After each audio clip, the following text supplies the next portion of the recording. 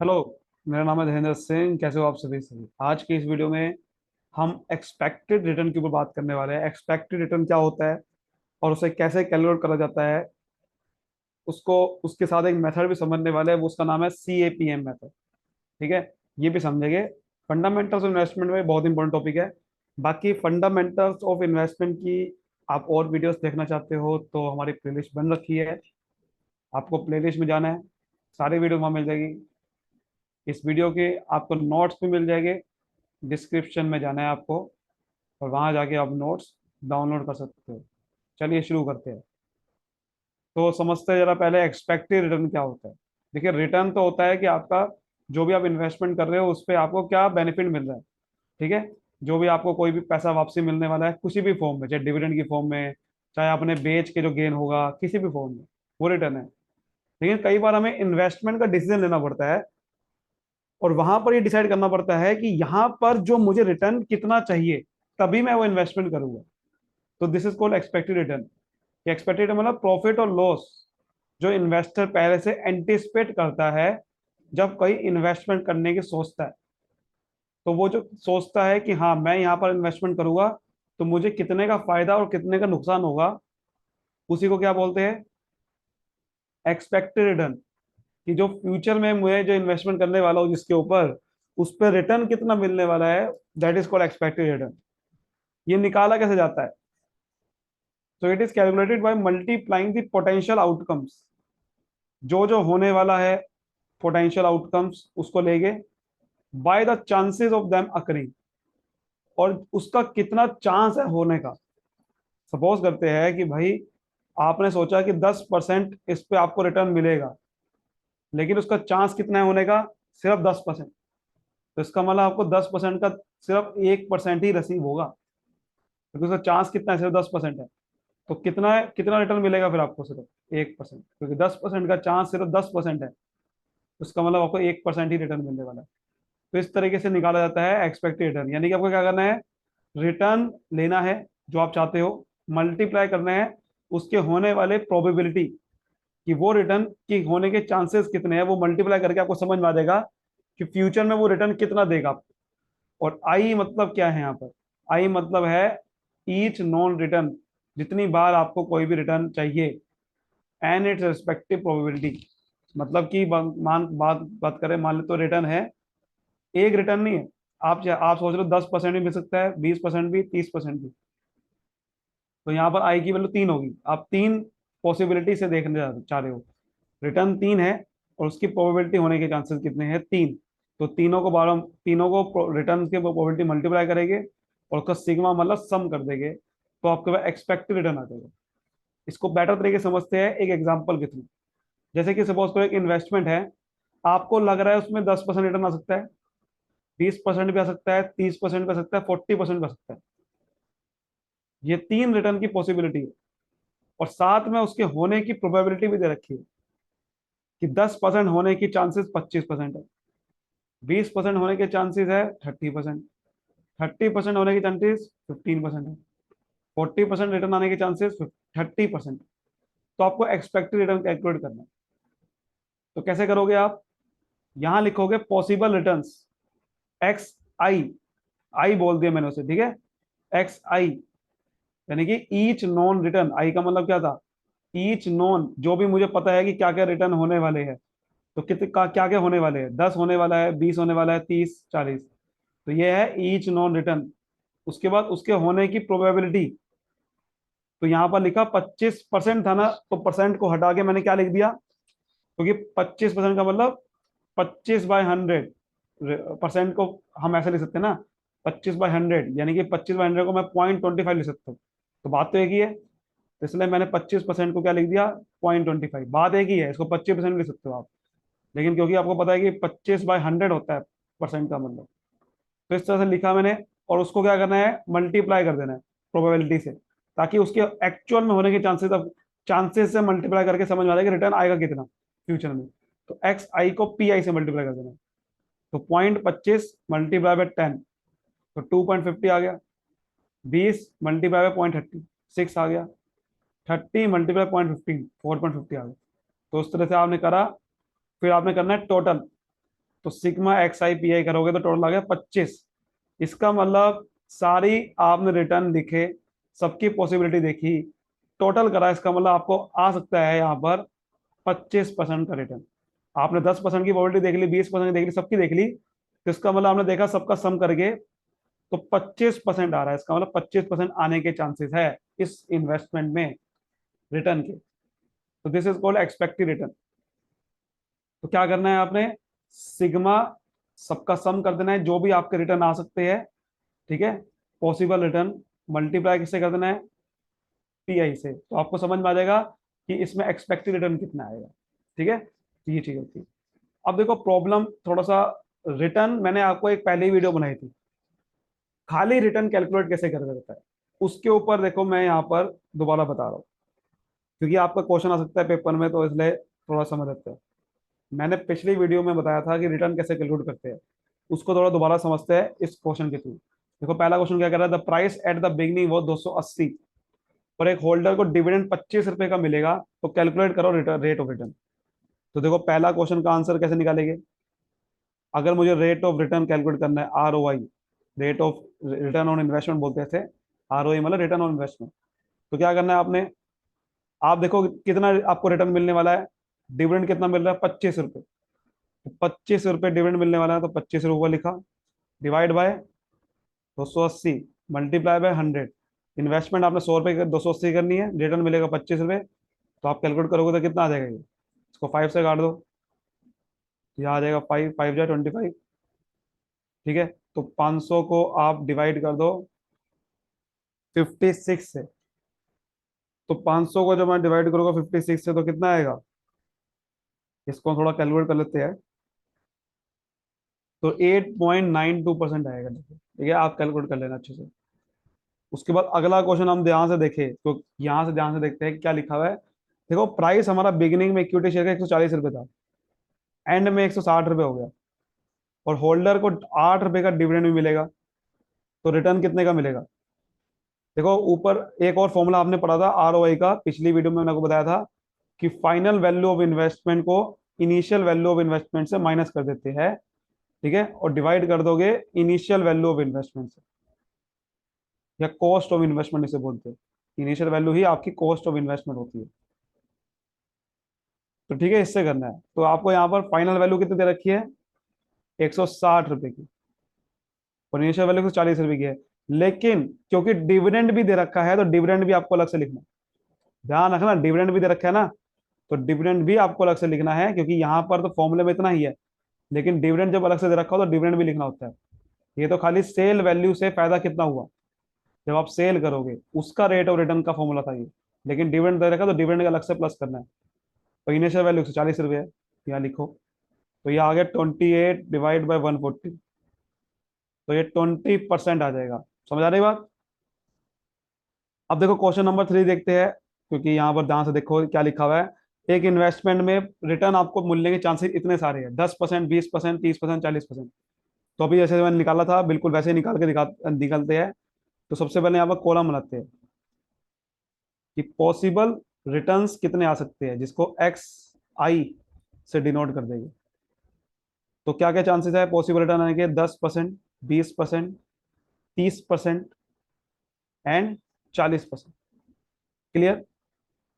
उसके बाद उसकी प्रोबेबिलिटी कितनी है होने की, तो प्रोबेबिलिटीज यहाँ पर लिखते हैं, उसको हम वाई आई से डिनोट कर देते हैं। तो उसकी प्रोबेबिलिटी कितनी है, 25%, 30%, तो यहाँ लिख दो 0.25, 30% को लिख सकते हो 0.30। ठीक है, उसके बाद 0.15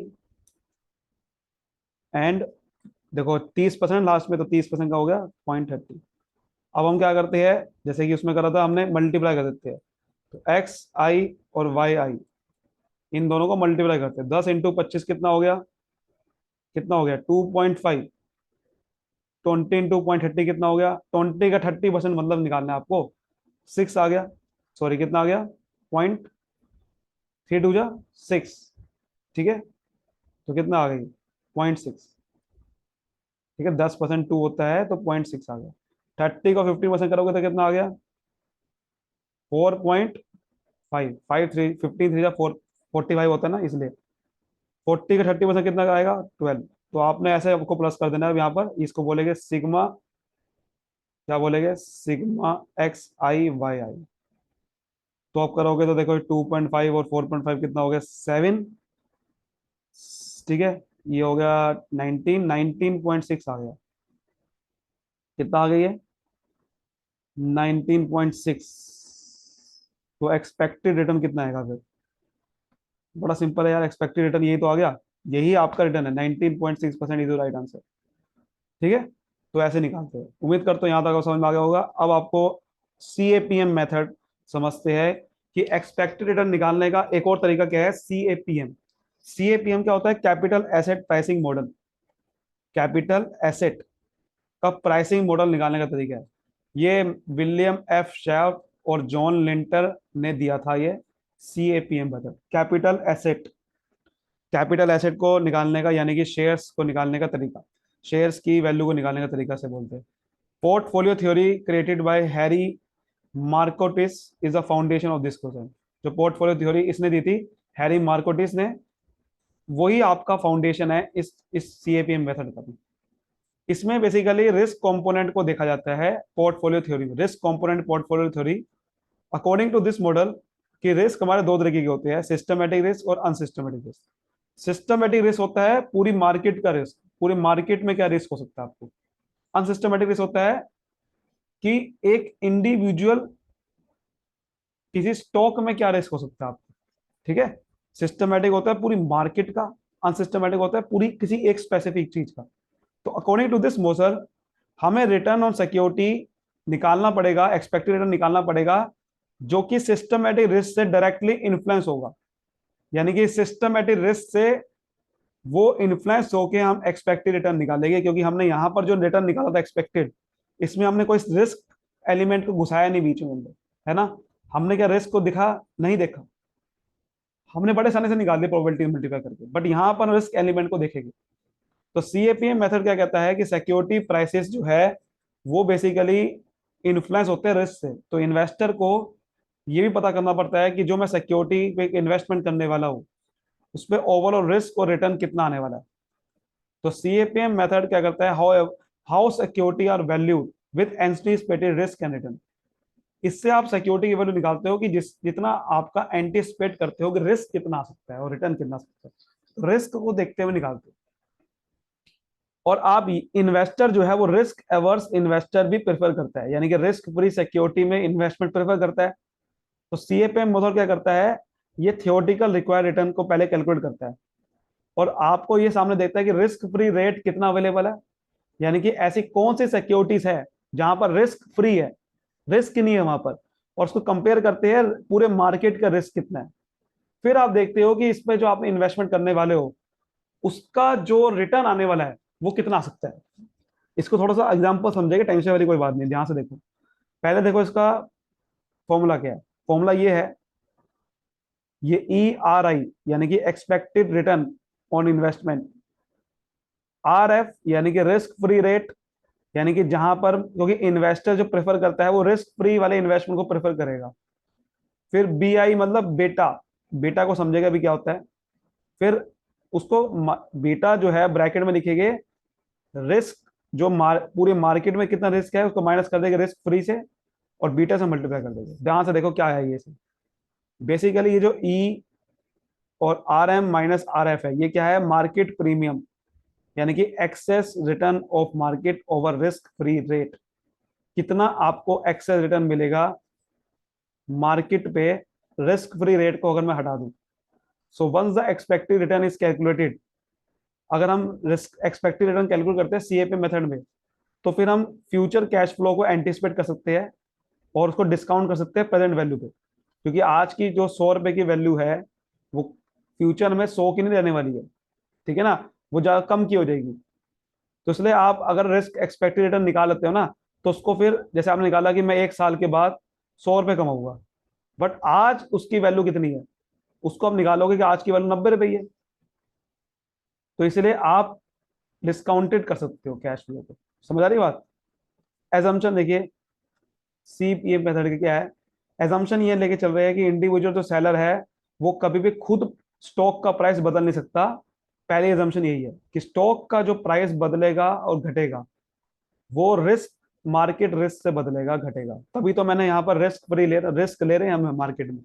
तो खुद नहीं आप बदल सकते स्टॉक का प्राइस, ये बदलेगा मार्केट से।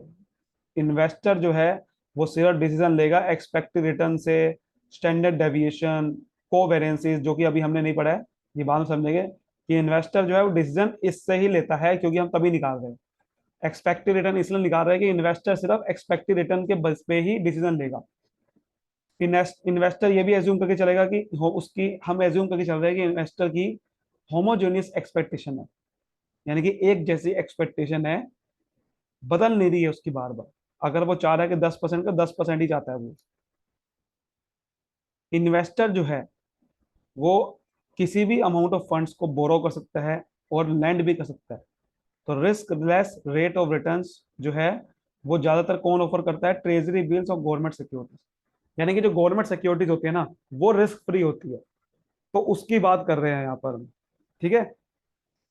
उसके बाद एसेट जो है वो इनडेफिनेटली डिविजिबल है। मतलब इन्वेस्टर जो है किसी भी क्वांटिटी में शेयर खरीद सकता है। अगर वो 10 रुपए का खरीदना चाहे 10 रुपए का भी खरीद सकता है, हालांकि पॉसिबल ऐसा नहीं है, लेकिन हम ये एजम्पशन लेके चलते हैं। कोई भी मार्केट में ट्रांजेक्शन कॉस्ट नहीं है, ना ही कोई इनकम टैक्स लगता है, तो कैपिटल गेन वगैरह नहीं होता। Unlimited quantum of short cell is allowed. मतलब किसी भी अमाउंट में अगर सेल करनी है शेयर को तो कर सकता है, और किसी भी अमाउंट में बाय करना है कर सकता है। ये एजम्पशन लेके चल रहे हैं ताकि ये एक्सपेक्टेड रिटर्न निकाल सके सही से। समझ आ गई बात? अब देखो फॉर्मूला को ध्यान से समझते हैं दोबारा से, क्या है फॉर्मूला अच्छे से। तो फॉर्मूला ये कहता है ERI।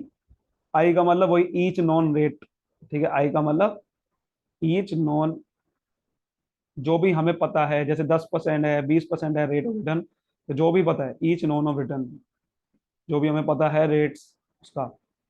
तो एक्स यहां से निकलेगा expected return of investment. RF का मतलब क्या है? Risk free rate. तो सबसे पहले हम क्या लेंगे? रिस्क फ्री रेट कितना है, क्योंकि पहले हम वो देखते हैं, पहले हम रिस्क फ्री वाली सिक्योरिटी को देखेंगे। फिर प्लस BI, बेटा, बी नहीं है ये, बेटा है। बेटा ऑफ इन्वेस्टमेंट का मतलब क्या है? देखो बेटा का मतलब ये होता है कि मार्केट में कितनी वोलेटाइल है, मतलब कि मार्केट में जो रेट ऑफ रिटर्न है वो कितने से चेंज हो सकता है। और आपका लिखेंगे ब्रैकेट में क्या लिखेंगे? RM माइनस RF, ठीक है। रिटर्न कितना मिलने वाला मार्केट से, और रिटर्न कितना मिलने वाला रिस्क फ्री रेट से। तो यहां पर आपका इसको बोलते हैं market risk premium. Market risk premium कितना है? सपोज करो कि मैं 3% का रेट एक्सपेक्ट कर रहा हूं, किस पे? रिस्क फ्री से। और लेकिन मार्केट में मुझे 8% का मिलेगा, तो 3% तो रिस्क फ्री है। और ये भी मुझे पता है कि मार्केट में ये जो रेट है वो 1% से चेंज हो सकता है, 1 से चेंज हो सकता है। मतलब कि हो सकता है कि ये जो रेट है वो ज्यादा चेंज नहीं होगा, 1 ही रहेगा। मतलब अगर मैं देखो, अगर बीटा 1 है, इसका मतलब है कि मार्केट में जो रेट ऑफ रिटर्न है, स्टॉक का प्राइसेस है, वो घटेगा नहीं ना बढ़ेगा, सेम रहेगा, न्यूट्रल रहेगा। अगर 1 से ज्यादा है बीटा, अगर 1 से ज्यादा है, इसका मतलब है कि मार्केट में जो है वोलेटाइल है। कभी भी स्टॉक का प्राइस एकदम से ऊपर जा सकता है, कभी भी नीचे जा सकता है। और अगर बीटा 1 से कम है तो मार्केट वोलेटाइल ज्यादा नहीं है, मतलब कि बहुत ही कम तरीके से चेंज होगा। देखो ये यहाँ से मैंने एक आपके सामने जोड़ भी दिया है, नोट्स में आप पढ़ सकते हो अच्छे से। अगर बीटा 0 है तो मार्केट में कोई चेंज नहीं होगा। बीटा बीटा कम है 1 से तो मार्केट में बहुत ही कम चेंज होगा। 1 है तो वैसे ही रहेगी मार्केट, ठीक है, न्यूट्रल रहेगी। 0 है तो कोई मार्केट में सेंसिटिविटी है ही नहीं, और 1 है तो बिल्कुल आपके सेम रहने वाली है जितनी पहले थी। और 0 से कम है तो नेगेटिव मार्केट सेंसिटिविटी होगी, मतलब मार्केट नीचे जाएगी। ये आपको ध्यान से बनना है। और 1 से ज्यादा है तो बहुत ज्यादा चेंजेस होगा। सेंसिटिविटी का मतलब होता है कि जैसे कि होता है ना, एकदम से शेयर का प्राइस बढ़ गया, तो ये इसका मतलब 1 से ज्यादा है बीटा। और एकदम से शेयर का प्राइस गिर गया, तो मतलब मार्केट में बीटा जो है 1 से, ये क्या है? आपका नेगेटिव मार्केट सेंसिटिविटी है, ठीक है। तो इस तरीके से होता है। तो अगर बीटा 1 है तो इसका मतलब जो है रिटर्न उतना ही रहने वाला। अगर वो मार्केट 10% से ऊपर जाएगा तो कंपनी को भी 10% ही रिटर्न मिलेगा। तो लिखा हुआ ना, for example if the company beta, company जो है 1 का बीटा चल रहा है, तो ओवरऑल मार्केट रिटर्न जैसा ही रहेगा। अगर मार्केट 10% से ऊपर होगी तो कंपनी का भी रिटर्न 10% से ऊपर होगा, इसे बोलते हैं बीटा 1। ठीक है। लेकिन अगर बीटा 1 से कम है, इसका क्या मतलब है? तो सपोज करो कि अगर मार्केट 10% से ऊपर गई और बीटा क्या है, 0.80 है कंपनी का, इसका मतलब है तो आपका 10% से ऊपर नहीं जाएगी। 10% मल्टीप्लाई बाय 0.80 यानी कि 8%, 8% से ऊपर जाएगी। समझ आ रही है बात? लेकिन अब आप समझ सकते हो बीटा 0 है, तो इसका मतलब आपकी आपका रेट कुछ भी नहीं होगा। अगर मार्केट 10% से ऊपर गई तो आपका 0% से ऊपर जाएगा, बिकॉज बीटा 0 है। तो हमें क्या करना है, बीटा से मल्टीप्लाई कर देना है, जिससे मैं ये निकाल सकूं कि मार्केट में चेंजेस की वजह से आपकी कंपनी में रेट का कितना चेंज होगा। तो देखो, अगर मैंने मान लिया कि 3% रिस्क फ्री रेट है, और मैंने मान लिया कि भाई 8% मार्केट में मिलेगा, 3% तो रिस्क फ्री है, तो 5% का रिस्क उठा रहा हूं मैं, और बीटा 1 है, यानी कि 5% अगर मार्केट बढ़ेगी तो मेरा भी 5% ही बढ़ेगा। तो मतलब 3% तो मेरा रिस्क फ्री है, और 5% का मेरा बढ़ेगा, तो कितना रिटर्न मिलेगा? 8%। तो ऐसा निकाला जाता है। तो देखो यहाँ पर एक क्वेश्चन को तो समझते हैं, यहाँ से आपको अच्छे समझ में आएगा क्वेश्चन क्या कह रहा है। सपोज करते हैं कि इन्वेस्टर है, कॉन्टेम्पलेटिंग कर रहा है, यानी कि वो विचार कर रहा है कि 100 रुपए का आज का शेयर का प्राइस है, जो मुझे 3% का एनुअल डिविडेंड देगा। 3% का एनुअल डिविडेंड देगा। स्टॉक का बीटा है वो 1.3 है मार्केट में, यानी कि मार्केट में कंपेयर करें तो बीटा की वैल्यू कितनी आ गई? 1.3। ठीक है। Which means it is riskier than market portfolio, बहुत ही रिस्की है, कुछ भी हो सकता है। अगर मार्केट नीचे गई तो 1.3 टाइम्स मेरा शेयर का प्राइस नीचे जाएगा कंपनी का। अगर मार्केट ऊपर गई तो 1.3 टाइम्स शेयर्स का प्राइस मेरा ऊपर जाएगा। Also assume the risk free rate कितना है? 3%। तो ये हमारे में वैल्यू मिलकर रिस्क फ्री रेट कितना है? 3% का।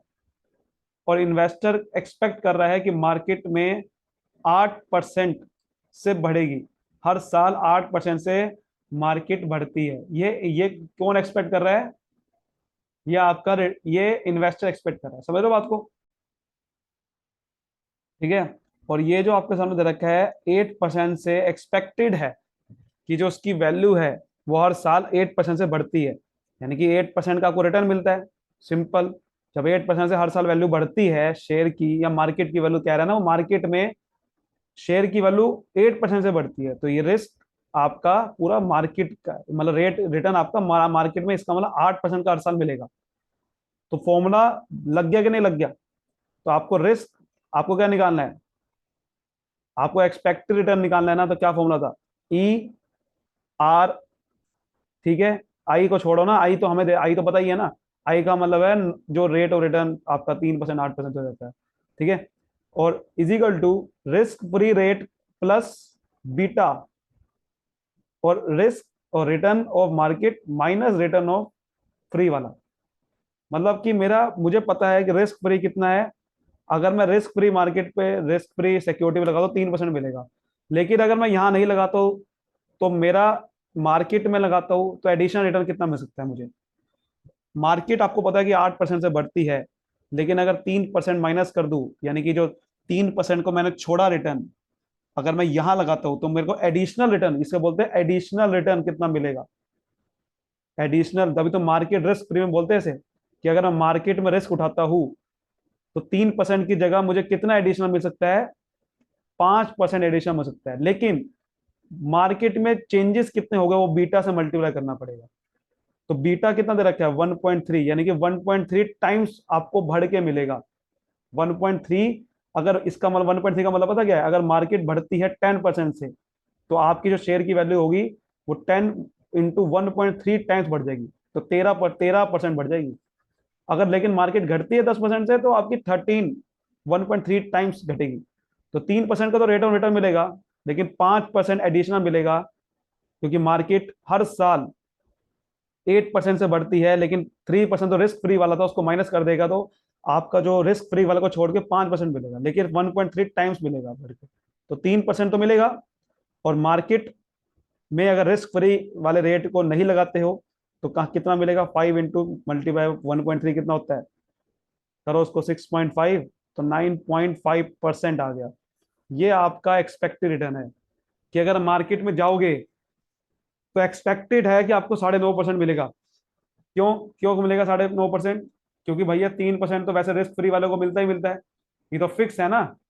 आपको रिस्क ही नहीं है यहाँ पर। तो आप जैसे कि इसको ग्राफ अगर ड्रॉ करूं मैं, ग्राफ कैसे बनेगा कि भाई आप देखो, जैसे कि ये नीचे आएगा बीटा, इधर आएगा एक्सपेक्टेड रिटर्न।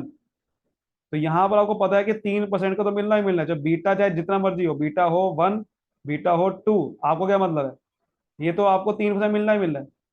लेकिन सवाल ये उठता है कि ये ना मिला अगर, तो मार्केट कैसे बढ़ती है। आपको पता है कि 8% से बढ़ती है। तो ये बेसिकली 3% से लेकर मार्केट बढ़ेगी। ठीक है, तो ये आपका है। और यहाँ पर आप देखो बीटा 1.3 था, और बीटा 1.3 से ऐसे करे हुआ, तो मैं यहाँ पर एक्सपेक्टेड रिटर्न यहाँ पर आएगा। ये आपका जो 9.5% आएगा ना, वो ऐसे इस ग्राफ के थ्रू बनेगा। ठीक है, कि जब ये 8% वाला लाइन ड्रॉ करूंगा कि ये क्योंकि मार्केट बढ़ती रहती है और मार्केट ज़्यादा बढ़ेगी, तो बेसिकली बीटा 1.3 है।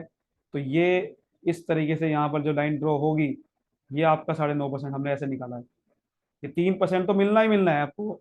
लेकिन मार्केट क्योंकि 8% से बढ़ती है, तो एडिशनल आपको 5% का मिलेगा, 3% के अलावा जो एक्स्ट्रा एडिशन, और 1.3 टाइम्स मिलेगा बढ़ के, तो आपका 6.5 एडिशनल मिलेगा। तो दिस इज कॉल्ड आपका। ये उम्मीद करता हूँ अच्छे से आपको समझ में आएगा। वीडियो को लाइक करें, सब्सक्राइब करें। Thank you so much, all the best.